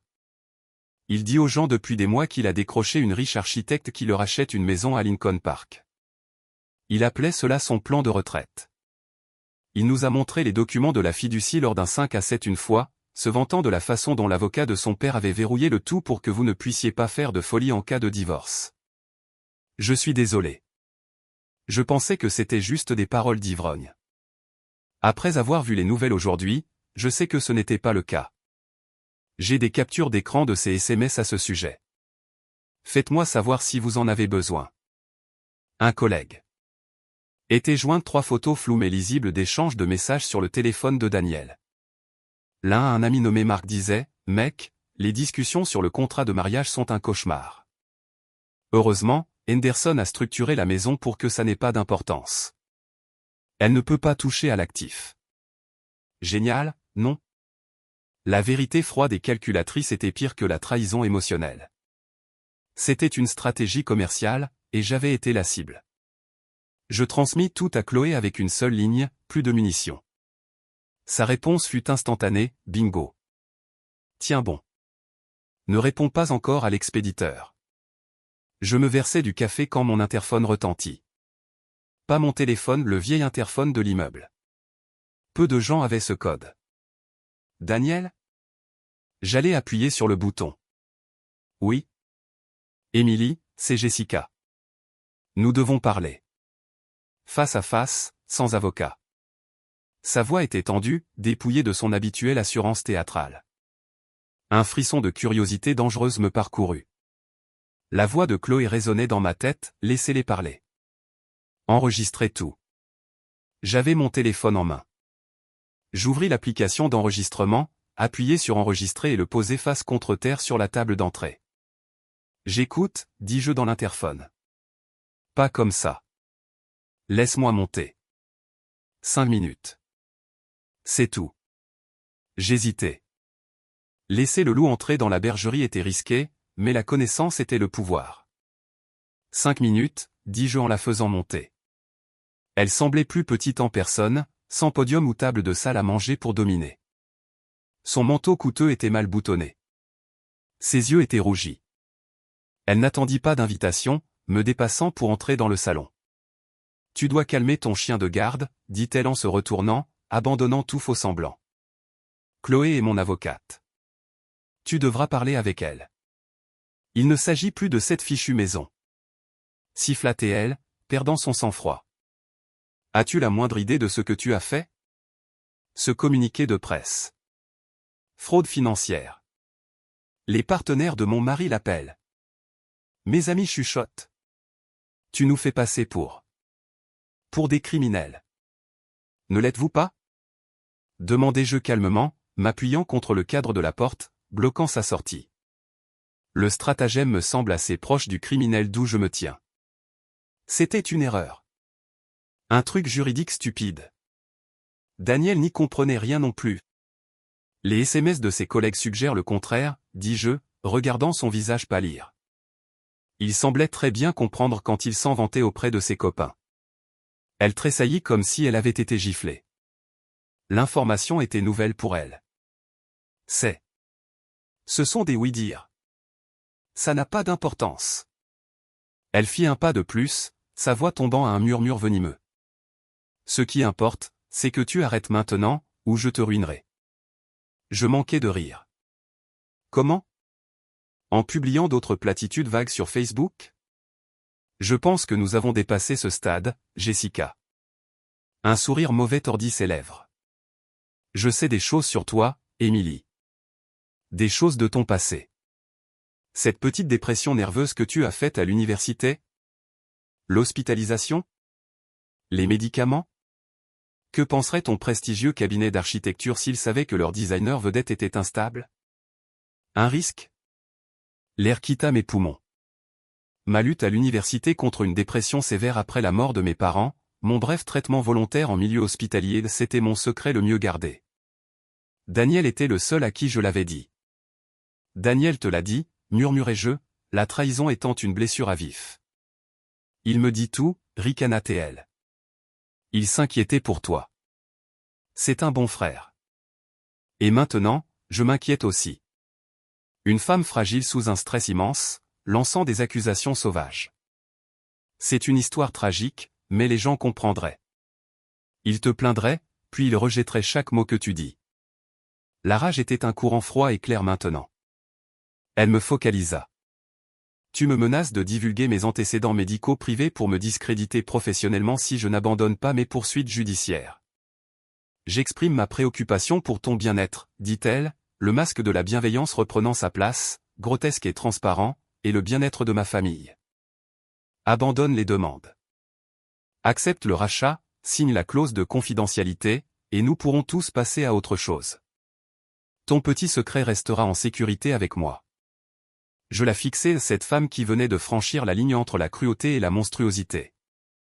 L'application d'enregistrement sur mon téléphone était un témoin silencieux à quelques centimètres de là. Vous savez, dis-je d'une voix étrangement calme, j'ai fait quelques recherches aussi. Avec toutes ces discussions sur les finances et les obligations familiales, je suis devenue curieuse. Votre mari, Paul, il est associé dans ce cabinet de capital risque, n'est-ce pas? Et vous êtes la directrice de bureau pour l'entreprise familiale, Wright Holdings? Ses yeux se plissèrent. Où veux-tu en venir? Je veux en venir à la liquidité. Gérer un bureau de gestion de patrimoine familial, gérer les distributions, c'est complexe. J'ai demandé à mon avocate de regarder certains dépôts de propriété récents. Le prêt sur votre maison de Lake Forest était étonnamment élevé. Et puis il y a le moment curieux de ces prêts du compte joint de Daniel et mon compte joint pour vous, juste avant que d'importants paiements d'impôts ne soient dus pour Wright Holdings.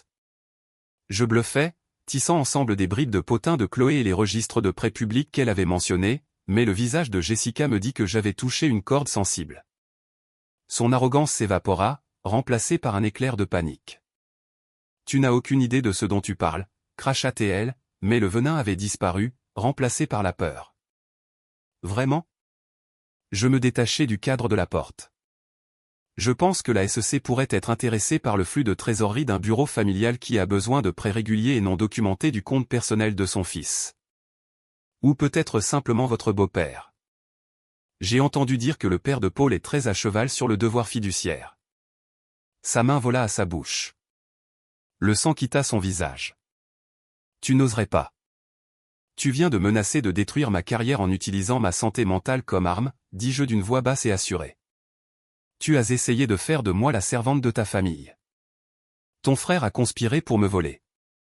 Alors dis-moi, Jessica, quelle ligne exactement penses-tu que je ne franchirai pas? Elle tremblait maintenant, sa bravoure de tout à l'heure complètement brisée. Que veux-tu? Je veux que tu partes. Et je veux que tu saches ceci, si un seul mot de mon histoire privée est divulgué à qui que ce soit pour quelque raison que ce soit, mon prochain appel ne sera pas pour mon avocate. Ce sera pour la Security and Exchange Commission. Et je leur fournirai chaque relevé de transaction, chaque SMS, chaque spéculation que j'ai sur vous en train de vous démener pour couvrir vos traces avec l'argent de Daniel avec mon argent. Sommes-nous clairs? Elle hocha la tête, un mouvement rapide et saccadé, incapable de parler. Sors d'ici. Elle courut pratiquement vers la porte, tâtonnant avec le loquet. Quand elle claqua derrière elle, je lâchai un long soupir tremblant. Je marchai jusqu'à la table et arrêtai l'enregistrement. Je réécoutai la dernière minute, ma voix froide et menaçante, et son silence terrifié. C'était un face-à-face nucléaire, une destruction mutuelle assurée. Mon téléphone vibra. Un SMS de Chloé, alerte. Henderson vient d'appeler. Ils ont accepté nos conditions. Toutes. Ils te cèdent la propriété en tant que propriétaire unique sous 24 heures pour éviter le litige. Ils veulent une clause de confidentialité mutuelle. Je fixai le message. Victoire. Une reddition complète et inconditionnelle. La visite de Jessica prenait tout son sens maintenant, c'était leur dernier geste désespéré pour éviter une exposition à une échelle bien plus grande qu'une rupture de fiançailles désordonnée. Je répondis, mes doigts stables, pas de clause de confidentialité mutuelle. Je ne signerai rien qui me réduise au silence. Ils ne peuvent obtenir mon silence sur leur manigance financière que s'ils me remboursent chaque centime investi plus 50% de la plus-value calculée par un expert indépendant. Et une déclaration publique de Daniel admettant qu'il a déformé les termes de la propriété. Sinon, je garde la maison et l'histoire devient publique. J'ajoutai le fichier audio de la visite de Jessica et écrivis « Nouveau levier ». Jessica vient de menacer de divulguer mes antécédents médicaux confidentiels. J'ai répliqué par des allusions à sa mauvaise gestion des fonds familiaux. Elle a plié. Utilise ça. Ils sont terrifiés par un audit approfondi. Les 3 points apparurent immédiatement, puis disparurent, puis réapparurent. Enfin, sa réponse arriva, bon sang. Tu es un ange vengeur. Je vais présenter les nouvelles conditions. Ils vont s'étouffer, mais ils avaleront la pilule. Ils n'ont pas le choix. Je regardais autour de moi mon appartement calme. Le champ de bataille avait changé. Il ne s'agissait plus de gagner une maison ou un règlement, il s'agissait de s'assurer qu'il ne pourrait plus jamais blesser personne de la sorte. Le prix de mon silence venait de monter. Et pour la première fois depuis la fête de fiançailles, je me sentais non seulement lucide, mais puissante. Le haut-parleur de la conférence téléphonique de Chloé bourdonnait. Martin, Émilie est là. Nous sommes prêtes. Énoncez la réponse de votre client. La voix d'Henderson était lasse. Nous acceptons les nouvelles conditions financières de Madame Lawson. Valeur expertisée, 50% pour elle, plus restitution intégrale. Nous n'acceptons pas de déclaration publique de Daniel. C'est hors de question. Alors nous avons terminé, dis-je d'une voix plate. L'histoire sera envoyée au rédacteur en chef de la section style de vie du Tribune dans 1 heure, avec des extraits audio. Attendez. C'était la voix de Daniel, tremblante et écorchée, sur la ligne. Émilie, s'il te plaît. Une déclaration publique? Cela me détruirait au travail. C'est la fin de ma carrière. Tu aurais dû y penser avant de détruire notre partenariat, répondis-je. Nous accepterons un affidavit privé et signé de Daniel admettant la fausse déclaration, intervint Henderson, essayant de reprendre le contrôle. Il pourra être utilisé dans toute procédure judiciaire future que vous souhaiterez, mais il restera sous sceau de confidentialité. Et en retour, votre silence total sur tous les sujets, y compris les préoccupations spéculatives concernant Wright Holdings. Il négociait dur pour garder la fraude secrète. La peur de Jessica était mon levier. L'affidavit est un début, dit Chloé. Mais nous en voulons plus. Nous voulons que toutes les copies numériques des dossiers médicaux privés d'Emily détenus par tout membre de la famille Wright soient supprimées. Nous voulons une confirmation écrite de leur consultant en sécurité informatique. Et nous voulons que Jessica Wright signe un accord séparé et contraignant de ne plus jamais contacter Emily, professionnellement ou personnellement, sous peine d'importants dommages financiers. C'est scandaleux. Cria Daniel. L'est-ce vraiment? Demandai-je. Votre sœur s'est tenue chez moi et a menacé d'utiliser mes antécédents de santé comme une arme. Je veux que l'arme soit détruite et celui qui la manie désarmé. Ce sont mes conditions non négociables.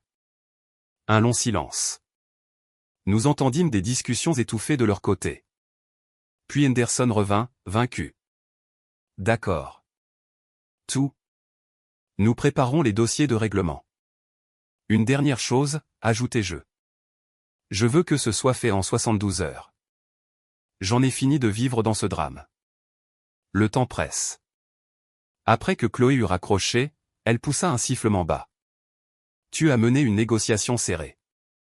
Propriété exclusive de la maison, un versement massif en espèces, une confession verrouillée dans un coffre-fort et Jessica muselée. C'est une victoire totale. Ce n'est pas une victoire propre, dis-je en ramassant mes affaires. C'est juste fini. Les 72 heures furent un cessez-le-feu tendu. Mon téléphone était heureusement silencieux. Je me concentrais sur le travail et les lignes précises des plans, un antidote apaisant au chaos émotionnel. Le matin du 3e jour, ma sonnette retentit. Un coursier avec une épaisse enveloppe format juridique, les documents de règlement du cabinet d'Henderson. Alors que je signais la dernière page, mon téléphone vibra. Daniel. Contre toute attente, je répondis. C'est fait, dit-il, la voix creuse. L'argent est transféré. L'affidavit est signé. La maison est à toi. Es-tu heureuse maintenant? Tu m'as ruiné. Mes parents ont dû liquider des actions pour couvrir votre versement. Le mari de Jessica ne lui parle plus. Vous avez déchiré ma famille. L'absence de remords était stupéfiante. Je n'ai rien déchiré du tout, Daniel. J'ai juste refusé d'être avalé tout entière par elle. C'est vous qui avez fait ça. Toi, Jessica, et tes parents avec vos combines et vos règles. Il eut un rire amer et étouffé. Tu sais ce qui est le plus malade? La seule raison pour laquelle j'avais accès à l'argent de ce fonds fiduciaire pour te payer, c'est parce que j'ai eu 30 ans. La seule chose dans ma vie qui était enfin à moi, et tu me l'as prise un fonds fiduciaire. Bien sûr, la dernière pièce du puzzle, sa stabilité symbolique, avait toujours été un héritage garanti. Mes économies durement gagnées n'étaient qu'un outil pratique pour faire levier sur sa fortune future. Adieu, Daniel, dis-je, avant de raccrocher. Je regardais la pile de documents signés. C'était fini. J'avais gagné. Mais alors que je déposais l'enveloppe du coursier près de la porte, je ne ressentais aucun triomphe, seulement un soulagement profond hélas. La bataille était terminée. Mais le coup du silence que j'avais exigé commençait tout juste à s'installer dans mes os. Le SMS de Jessica était une lame de glace, retrouve-moi au Columbus Park maintenant où ton secret est envoyé à tous les associés de Fitzgerald Reed avant 17 h. Je l'ai montré à Chloé. Elle panique, dit Chloé, en parcourant les derniers dossiers. Le signalement à la SEC, envoyé anonymement par son réseau, avait déclenché une enquête de routine sur Wright Holdings. La pression fonctionne. Va enregistrer. Finissant avec elle. Le parc était morne, gris hivernal. Jessica se tenait près de la fontaine vide, le visage crispé par la fureur. Elle n'attendit pas les salutations. Espèce d'incroyable. Une enquête de la SEC? Les associés de mon mari font une crise de nerfs. Ils pensent que nous sommes des criminels. Je gardais une voix calme, mon téléphone enregistrant dans la poche de mon manteau. Je n'ai aucune idée de ce dont tu parles, Jessica. Je ne travaille pas dans la finance. Ne joue pas l'imbécile, cracha-t-elle en s'approchant. Tu te crois si maligne avec ton avocate et tes enregistrements? Eh bien, j'ai quelque chose pour toi, moi aussi. Elle me fourra son téléphone sous le nez. Sur l'écran se trouvait un document numérisé, un résumé de sortie de Northwestern Memorial datant d'il y a des années, avec mon nom et un diagnostic de troubles dépressifs majeurs. À quelle vitesse penses-tu que ton statut d'étoile montante va s'effondrer quand ça tombera au RH? L'architecture est un domaine conservateur, Émilie. Il n'aime pas les risques. Il n'aime pas l'instabilité. La violation était absolue. Voir ce document privé entre ses mains me donna la chair de poule, mais la peur avait disparu, consumée par une fureur plus froide. Tu as obtenu mes dossiers médicaux privés illégalement, déclarai-je, les mots pesés. C'est une violation de la loi HIPAA, un crime fédéral. Qui as-tu soudoyé? Un employé de l'hôpital? L'ancien colocataire de Daniel qui travaille dans l'administration? Son sourire narquois vacilla une seconde. Prouve-le. Je n'ai pas à le prouver pour t'envoyer en prison, Jessica. Je n'ai qu'à donner cet enregistrement et ta menace au bureau du procureur des États-Unis. Ils le prouveront. Je fis un pas vers elle. Mais parlons de ton crime, l'argent. Les prêts de Daniel n'étaient pas pour une nouvelle BMW, n'est-ce pas? Ils servaient à couvrir le déficit des comptes de l'entreprise familiale, ceux que tu gères, ceux autour desquels la SEC flaire maintenant. Son visage devint livide. Vraiment? J'ai les relevés de transactions. J'ai des spéculations. La SEC adore les spéculations. Ils assigneront tout, tes emails, tes SMS, les documents de ton prêt hypothécaire. Ils vont déchirer ta vie parfaite pour trouver la vérité. Et le père de Paul, comment se sentira-t-il quand il découvrira que sa belle-fille truquait les comptes? Elle tremblait maintenant, son arrogance totalement brisée. Tu ne peux pas. Je l'ai déjà fait, dis-je doucement. Le signalement a été déposé. Les rouages tournent. Le fait que tu menaces ma carrière avec un dossier médical illégal ne fait qu'accélérer les choses. Alors vas-y, envoie-le. On verra ce qui arrive. Des larmes de rage et de terreur remplirent ses yeux. Qu'est-ce que tu veux? Je veux que tu comprennes, dis-je, en me penchant pour qu'elle seule puisse entendre. Tu as essayé de me briser. Tu as essayé de me rendre insignifiante. Tout ce que tu as fait, c'est me montrer à quel point ton château est fragile. Il est bâti sur des secrets et l'argent des autres. Et c'est moi qui ai les clés. Je me détournai pour partir. Attends, cria-t-elle, la voix brisée. S'il te plaît, annule tout. La SEC. Je détruirai les dossiers. Tous. Je ne te reparlerai plus jamais. Je marquai une pause, regardant en arrière. La SEC n'est pas un robinet que je peux fermer, Jessica. Tu aurais dû y penser avant de voler ta famille et de menacer la mienne. Je m'éloignai, la laissant sangloter près de la fontaine sèche. La fraîcheur de l'air semblait pure. Le secret était dehors, pas le mien, mais le sien, et son poids était désormais à elle seule de le porter. Le bureau de Chloé semblait différent maintenant, moins comme un bunker, plus comme un centre de commandement après une victoire décisive. Les tableurs et les bloc-notes juridiques étaient remplacés par un seul document volumineux. Le règlement final, dit-elle, en le faisant glisser sur le bureau. Ils ont totalement plié. Je parcourus le résumé. La maison de ville était à moi, libre de toute charge via un acte de renonciation déjà déposé. Un virement bancaire pour la somme convenue, mon investissement initial plus une part impressionnante à 6 chiffres de la plus-value était en attente. L'affidavit de Daniel admettant la présentation erronée intentionnelle de la structure de propriété du bien était joint.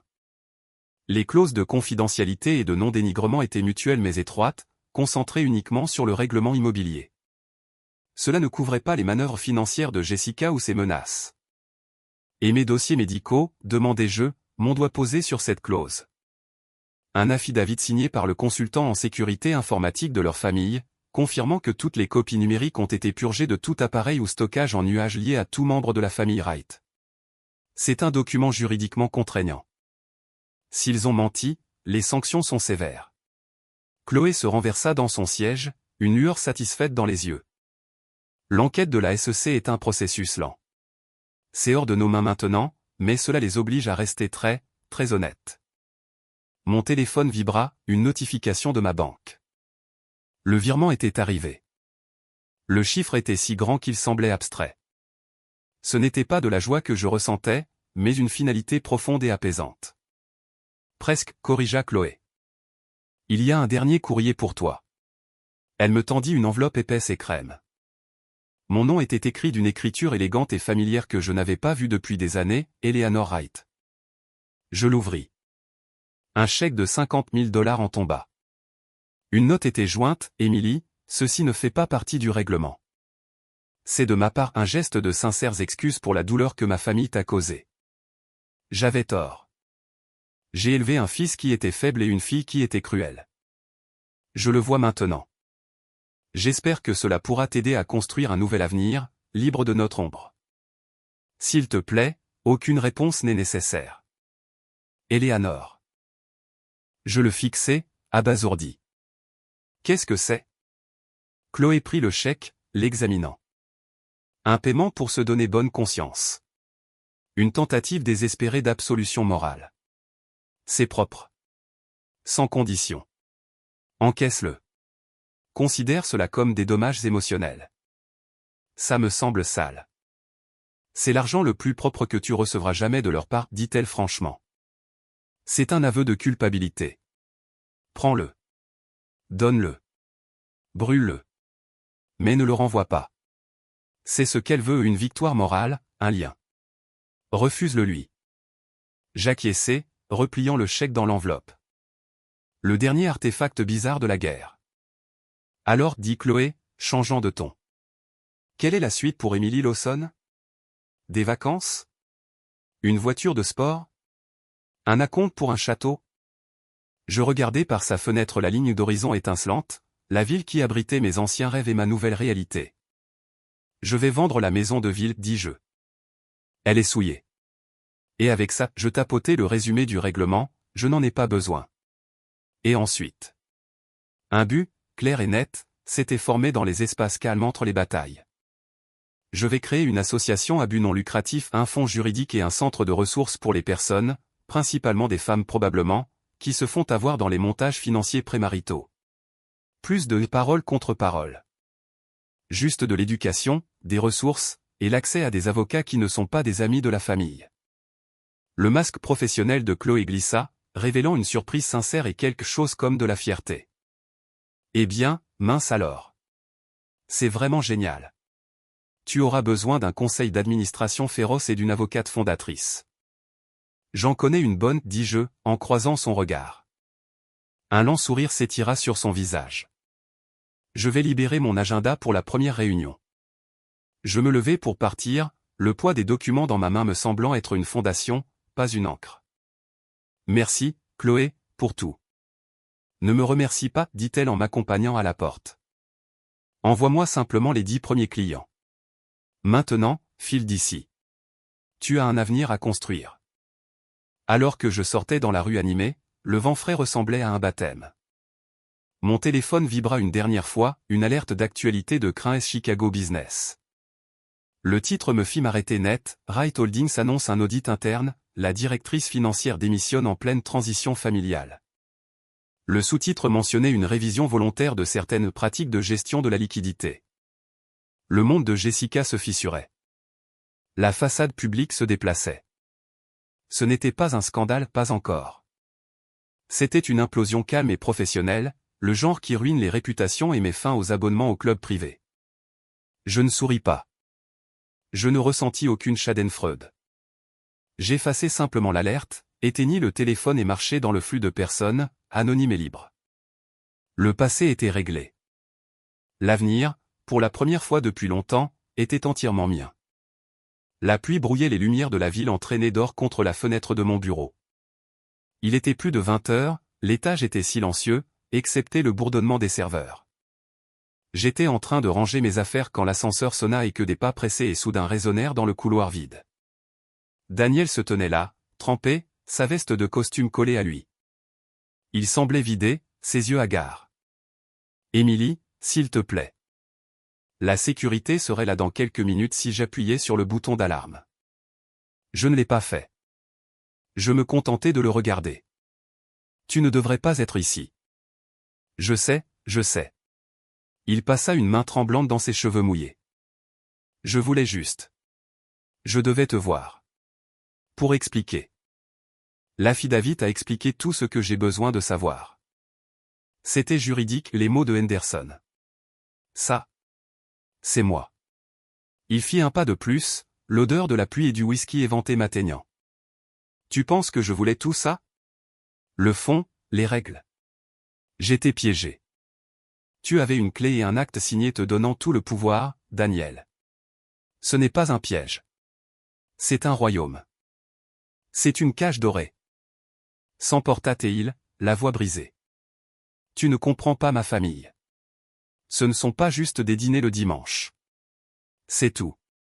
Mon boulot chez Gibson Finch, le partenaire de golf de mon père est l'associé gérant. Mon fonds fiduciaire n'est débloqué qu'avec la maturité. Leur définition. C'est elle, l'exécutrice. Si je sors des rangs, si je leur fais honte, l'argent s'arrête. Les recommandations s'arrêtent. Je ne suis plus personne. Il pleurait maintenant et des larmes pathétiques et colériques se mélangeant à la pluie sur son visage. Il t'aimait parce que tu réussissais. Tu présentais bien sur le papier. Mais tu devais être intégré, géré. Le plan de Jessica était toujours de t'adoucir, de te faire te concentrer sur la famille pour que tu ne regardes pas de trop près les finances. Moi. Et quand tu as riposté à la fête, mon Dieu, c'était comme si tu avais déclaré la guerre à tout leur système. J'ai dû choisir, eux ou toi. La vérité brute et laide de tout cela flottait dans l'air stérile du bureau. Pas une grande conspiration de haine, mais une pathétique machine de contrôle. Alors tu as choisi l'argent, dis-je, sans plus aucune colère, juste une clarté froide. J'avais peur, sanglota Théil. Qu'est-ce que j'étais censé faire? Être pauvre avec toi? Galérer? Je n'ai jamais eu à galérer. Tu es forte. Tu t'es construite seule. Moi. Je ne suis qu'un produit. Un produit qu'ils étaient prêts à rappeler s'il dysfonctionnait. Je comprenais enfin l'homme devant moi. Pas un méchant, un otage. Un otage faible et lâche qui avait choisi ses geôliers plutôt que sa liberté. Et maintenant, demandai-je. Il leva les yeux, un espoir désespéré dans le regard. Parce que maintenant, je n'ai plus rien à perdre. Maintenant, je peux te choisir. On peut recommencer à zéro. Pour de vrai cette fois. Pas de famille, pas de règles. Juste nous. L'audace était époustouflante. Il voyait la destruction de sa cage dorée non pas comme une conséquence de ses actes, mais comme une opportunité de revanche avec moi, celle qui, dans son esprit, avait commodément à la fois causé la destruction et restait là comme un prix de consolation. Laisse-moi bien comprendre, dis-je lentement, en prenant mon sac. Tu as conspiré pour m'escroquer. Tu as laissé ta famille me maltraiter. Tu ne viens me supplier qu'après que j'ai passé un bulldozer financier sur ta vie. Et tu penses que c'est une fondation pour un nouveau départ? C'est une page blanche. Nous avons tous les deux été punis. Nous sommes quittes. Nous ne sommes pas quittes, dis-je, la voix basse et définitive. Tu as été puni pour avoir été un tricheur et un lâche. J'ai été récompensé pour t'avoir survécu. Ce n'est pas la même chose. Il n'y a pas de nous. Il y a toi, seul, affrontant enfin les conséquences d'avoir bâti ta vie sur l'argent et les attentes des autres. Et il y a moi, qui m'en vais. L'espoir dans ses yeux mourus, remplacé par une rage frénétique et acculée. Tu es vraiment si froide? Après tout ce que nous avons eu? Tu vas juste prendre l'argent et t'enfuir? Oui, dis-je simplement, passant devant lui vers l'ascenseur. C'est exactement ce que je vais faire. Il me saisit le bras, sa prise trop serrée. Tu ne peux pas. Tu me dois ça. Tu me dois une chance. Je regardai sa main, puis son visage. Lâche-moi tout de suite. Quelque chose dans mon ton, l'absence absolue de peur, le mépris complet le fit reculer. Il me relâcha comme s'il s'était brûlé. Tu le regretteras, murmura-t-il, le venin revenant. Tu seras seul, et tu te rendras compte de ce que tu as gâché. Je montai dans l'ascenseur et me tournai pour lui faire face alors que les portes commençaient à se fermer. Il n'était plus qu'une silhouette ratatinée et trempée, empreinte de pitié et de dépit, dans le couloir vide. J'étais déjà seul, Daniel, dis-je doucement. J'étais seul dès l'instant où je t'ai dit oui. Être seul tout court est une amélioration. La porte se ferma, coupant un visage stupéfait et furieux. L'ascenseur descendit dans un silence paisible. Je ne ressentais aucune pitié, aucun amour persistant, seulement une distance profonde et reconnaissante. Il était brisé, mais ce n'était pas à moi de le réparer. Il était simplement une leçon apprise dans son intégralité et, enfin, bénie soit-elle, terminée. Le panneau vendu sur la maison de ville de Lincoln Park était un petit drapeau de victoire satisfaisant. Les documents finaux de la clôture étaient dans ma mallette. Mon agent immobilier, une femme vive nommée Maria, me remit les clés de mon nouveau condo à un espace élégant et moderne dans le West Loop sans histoire, sans fantôme. Tout à toi, Émilie. Page blanche. Page blanche, acquiesçai-je, les mots sonnant juste. De retour dans mon appartement temporaire, les cartons étaient à moitié faits. Mon ordinateur portable était ouvert sur un document de plan d'affaires intitulé Equity Partnership Initiative. Le commentaire de Chloé apparaissait dans les modifications, trop vague. Appelle ça pour ce que c'est, le projet contrat de mariage. Ça fait peur aux mauvaises personnes, ça donne du pouvoir aux bonnes. Je souris et fis le changement. Mon téléphone vibra. C'était Marc, le collègue qui m'avait envoyé les premiers SMS accablants sur Daniel. J'ai vu le panneau vendu. J'ai entendu dire que tu lances quelque chose de nouveau. Gibson Finch vient de mettre Daniel en congé administratif. Officiellement pour raisons personnelles, officieusement les associés pensent qu'il est un risque et une blague. Les SMS de vantardise ont circulé après ton article dans Crin S. Je répondis, merci pour les nouvelles. La nouvelle entreprise s'appelle le projet contrat de mariage, un fonds de ressources juridiques. Tu connais peut-être des gens dans la finance qui voudraient conseiller? On a besoin de membres au conseil d'administration qui ont vu le côté moche de l'argent de famille. Sa réponse fut immédiate, j'en connais quelques-uns. Ils appelleront ça de la gestion du risque de réputation. Moi j'appellerais ça le karma. Compte sur moi. On sonna à la porte. Je n'attendais personne. Par l'œilleton, je vis une jeune femme, la vingtaine, l'air anxieuse. J'entr'ouvris la porte. Emily Lawson, demanda-t-elle, en se tordant les mains. Oui. Je m'appelle Kara. J'étais censée être la nouvelle assistante de Jessica Wright au bureau familial. Le poste est tombé à l'eau la semaine dernière. Elle a dit que le poste était supprimé pour restructuration en point. Elle prit une inspiration tremblante. J'ai entendu parler de vous par une amie d'amis. Elle a dit que vous compreniez les Wright. Je reculai pour la laisser entrer. Qu'est-ce qui s'est passé, Kara? Elle s'assit sur un carton de déménagement, son histoire se déversant. Le job était un rêve, bon salaire, avantage.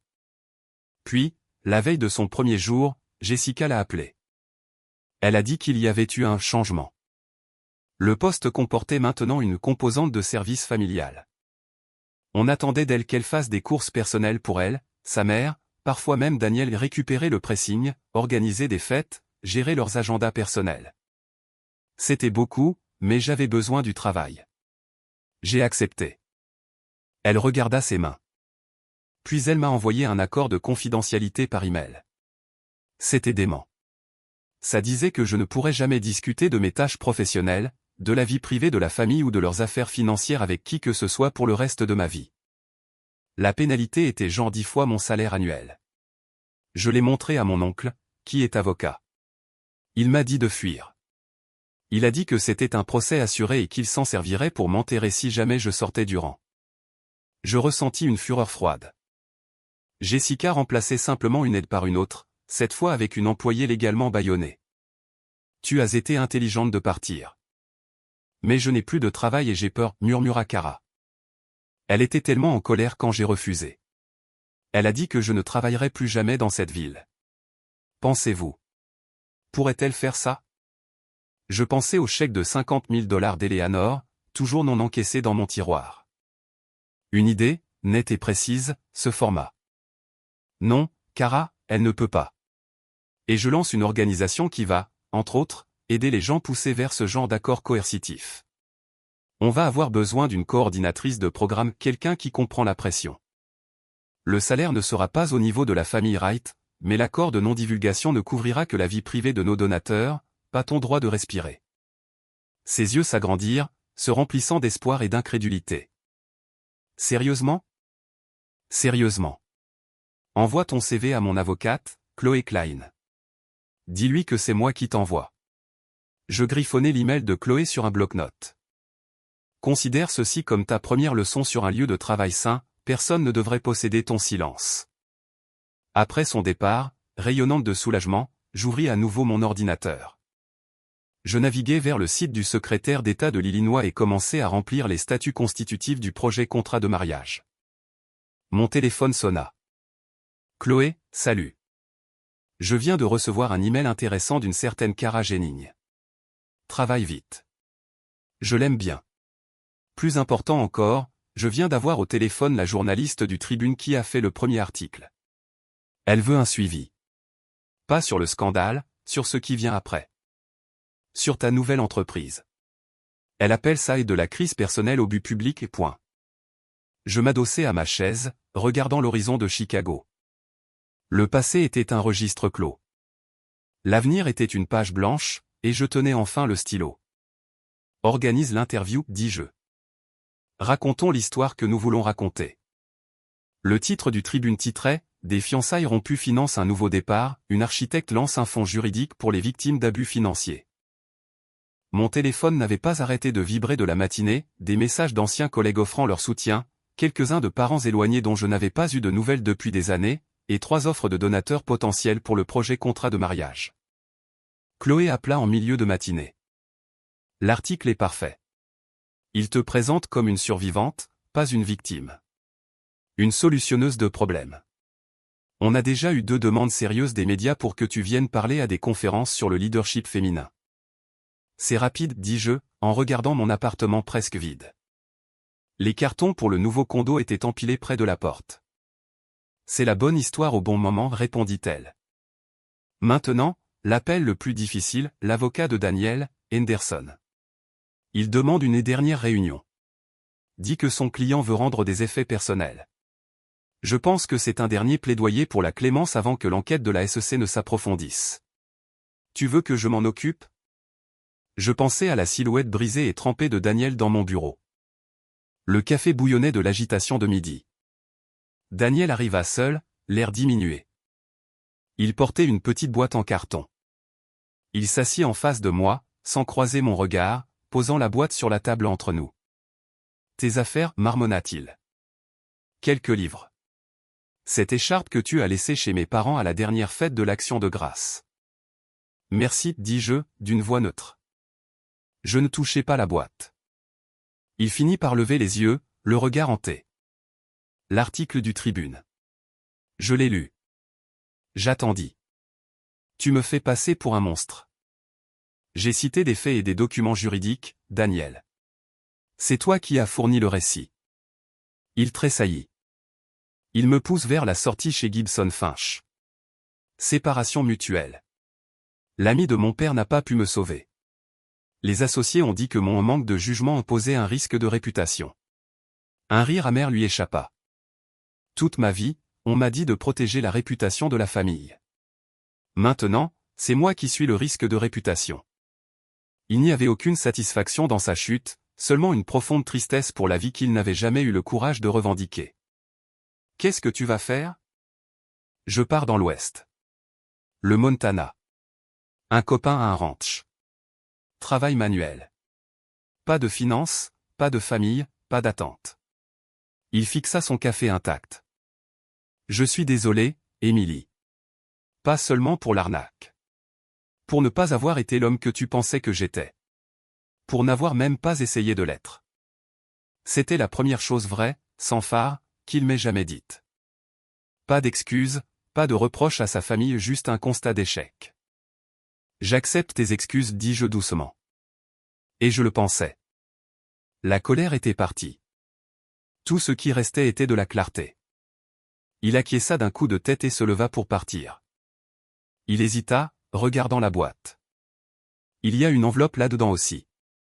De la part de ma mère. Elle m'a demandé de te la donner. Je ne l'ai pas ouverte. Puis il disparut, se fondant dans la foule sur le trottoir. Je soulevai le rabat de la boîte. Sur l'écharpe pliée se trouvait une enveloppe de lin épais. À l'intérieur, un mot manuscrit d'Eleanor et un chèque de banque de 25 000 $. Le mot était court, Émilie, ceci ne vient pas de la famille. Ceci vient de moi, pour ton projet. Un petit pas vers la réparation de ce qui ne peut être réparé. Ne réponds pas. Chloé se glissa sur le siège vacant. C'est quoi? Le capital de départ pour le projet contrat de mariage, dis-je, en lui montrant le chèque d'Eleanor Wright. Les sourcils de Chloé montèrent en flèche. De l'argent pour la conscience. Mais de l'argent tout de même. Ça couvrira notre budget de fonctionnement de la première année. Ironique, non? Poétique, corrigeai-je, en rangeant le chèque. Leur système a créé le problème. Maintenant, ils financent la solution. Mon téléphone vibra avec une alerte de calendrier, 15 heures. Visite finale, condo Westlop. Je me levai, laissant la boîte de mon ancienne vie sur la table du café. Je ne pris que l'enveloppe. Prête à aller voir l'avenir, demandai-je à Chloé. Elle sourit, passant son bras sous le mien. Ma chérie, l'avenir n'attendait que toi pour se montrer. Alors que nous sortions dans l'après-midi ensoleillé, mon téléphone sonna à un numéro avec l'indicatif 415. San Francisco. Allô? Emily Lawson? Ici David Chin de Sanford Partners Venture Capital. Nous avons lu un article sur le projet contrat de mariage dans le Tribune. Nous avons une branche philanthropique qui se concentre sur la justice économique pour les femmes. Nous aimerions discuter d'une subvention importante. Auriez-vous du temps pour un appel la semaine prochaine? Je regardais Chloé, qui m'observait avec un sourire entendu. La ville s'étendait devant nous, pleine de bruit, de lumière et de possibilités. Oui, dis-je dans le téléphone, ma voix ferme et assurée. La semaine prochaine, c'est parfait. Un an plus tard, le centre de convention de San Diego bourdonnait de l'énergie de 1000 professionnels. Le sommet annuel Femmes, Fortune et Bien-être battait son plein. En coulisses, j'ajustais le micro sur mon revers, mes notes n'étant plus qu'une pensée lointaine. Le titre de mon discours d'ouverture était projeté sur un écran géant derrière le pupitre, le contrat de mariage, au-delà de la paperasse, concevoir des partenariats de véritable équité. Une main toucha mon épaule. Chloé, impeccable dans un costume cintré, me sourit. Pas le moins du monde, dis-je, et c'était vrai. Les nerfs qui accompagnaient autrefois l'idée de parler en public avaient été consumés dans un incendie bien plus ardent. Bien, parce que la salle est pleine à craquer. J'ai vu 3 journalistes et au moins 2 donateurs potentiels à 7 chiffres au premier rang. Oh, et ton nouveau petit ami architecte rôde près de la station de café avec un air insupportablement fier. Une bouffée de bonheur chaleureuse se répandit en moi. Michael, un ingénieur en structure que j'avais rencontré lors d'une réunion d'urbanisme il y a 6 mois. Son premier cadeau avait été un jeu de plans pour une cabane dans les arbres qu'il voulait construire pour sa nièce. Pas de clause cachée, pas de fond secret, juste des lignes claires et honnêtes. Le régisseur de scène me fit signe. J'avançai sous les projecteurs. Les applaudissements furent une vague chaleureuse. Je repérai le visage de Michael dans la foule, son sourire facile étant une encre silencieuse. Merci, commençai-je, ma voix claire dans la vaste salle. Il y a un peu plus d'1 an, je me tenais sous un autre type de projecteur. C'était la lumière d'un lustre en cristal lors de ma propre fête de fiançailles. Et sous cette lumière, on m'a donné une description de poste pour ma vie future. Elle était accompagnée d'une liste de devoirs, d'un calendrier de service, et d'une absence stupéfiante de salaire ou de partenariat. Un murmure de rire complice parcourut l'auditoire. J'ai posé 2 questions ce soir-là, continuai-je. Quelles sont les règles? Et quel est le rôle de mon partenaire? Les réponses que j'ai obtenues, ou plutôt, le silence et les dérobades que j'ai obtenues m'ont coûté des fiançailles, mais ils m'ont acheté quelque chose de bien plus précieux, la clarté. Je cliquai sur la première diapositive. Ce n'était pas un document juridique, mais un simple diagramme de veine. Un cercle était étiqueté vos actifs, l'autre les actifs de votre partenaire. Le centre, là où ils se chevauchent, était étiqueté vision commune et objectifs mutuels. On parle des contrats de mariage comme des plans de décès pour l'amour, comme si le fait de reconnaître la réalité de l'argent polluait d'une manière ou d'une autre la pureté de l'émotion. Mais ce qui pollue un partenariat, ce n'est pas une conversation sur les actifs. C'est la présomption des actifs, du travail, du temps, de la charge émotionnelle. C'est le livre de règles tacites écrit par quelqu'un d'autre que vous êtes juste censé suivre pour garder la paix. Point. Je vis des têtes acquiescées, particulièrement parmi les femmes plus âgées. Mon organisation, le projet contrat de mariage, n'aide pas seulement les gens à rédiger des documents juridiques. Nous les aidons à rédiger des conversations honnêtes. Nous animons des ateliers où les couples cartographient non seulement leurs finances, mais aussi leurs attentes. Qui gère la charge mentale quotidienne? Comment les responsabilités familiales sont-elles partagées? À quoi ressemble réellement le soutien quand la carrière de l'un exige des semaines de 80 heures? Un véritable partenariat n'est pas un contrat de servitude silencieux, c'est une négociation de respect bruyante, continue, et parfois désordonnée. Pendant les 45 minutes suivantes, j'entremêlais les données et mon histoire personnelle. Je parlais de l'abus financier caché que nous avions découvert au cours de notre première année et les dettes dissimulées, les maisons hypothéquées en secret, les fonds fiduciaires avec des conditions attachées comme des fils de marionnettes. Je parlais de Cara, désormais notre brillante directrice de la sensibilisation, qui nous avait aidé à élaborer des ressources spécifiquement pour les employés poussés vers des accords de service personnel contraires à l'éthique. Je ne nommais pas les rights. Je n'en avais pas besoin. L'architecture du contrôle était familière à suffisamment de personnes dans la salle. La prison la plus dangereuse, dis-je, en baissant la voix, est celle dont vous ne savez pas que vous y êtes. Celle décorée d'amour et de tradition, où les verrous sont faits de culpabilité et où la clé est étiquetée et compromis. Ma mission est de donner aux gens les outils pour inspecter les murs avant d'emménager.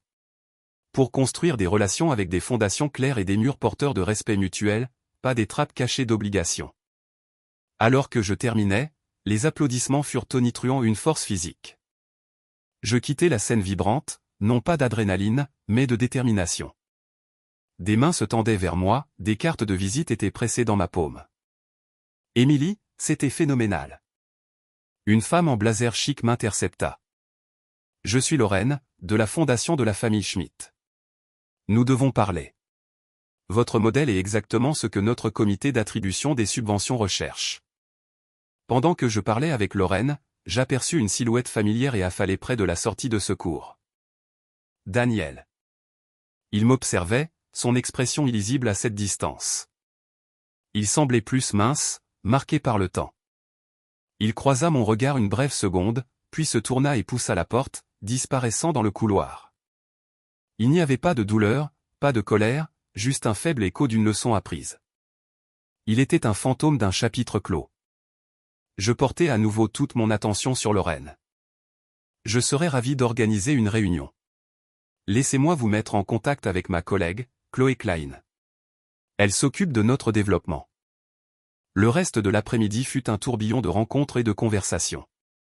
Enfin, m'échappant dans un coin tranquille avec Michael et Chloé, je poussai un long soupir.